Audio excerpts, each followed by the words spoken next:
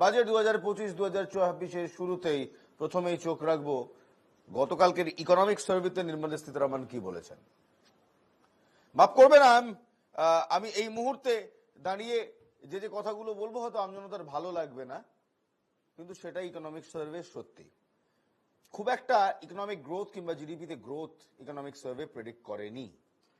উল্টে আজকে আমাদের নজর থাকবে ট্যাক্স স্ল্যাবসে কোন রকম চেঞ্জ হয় কিনা, মধ্যবিত্তকে যেটা সবচেয়ে বেশি এফেক্ট করে ট্যাক্স স্ল্যাবস, তাতে কোন রকম বদল হয় কিনা, জিএসটি প্রসেস আরো সিম্পলিফাইড হয় কিনা, এগ্রিকালচারাল সেক্টরে ইনভেস্টমেন্টস কতটা হয় সেটার দিকে চোখ রাখবো, ডিফেন্স সেক্টরে ইনভেস্টমেন্ট চোখ রাখবো ট্রান্সফরমেশন কিংবা ট্রান্সফরমেটিভ টেকনোলজিতে ইনভেস্টমেন্ট হচ্ছে কিনা, স্পেসিফিকলি ডিজিটাল পাবলিক ইনফ্রাস্ট্রাকচার কিংবা ডিপিআই, ইউনিফাইড লজিস্টিক ইন্টারফেস কিংবা ইউএলআই, ওপেন ক্রেডিট এনেবলমেন্ট নেটওয়ার্ক কিংবা ওসিইএন।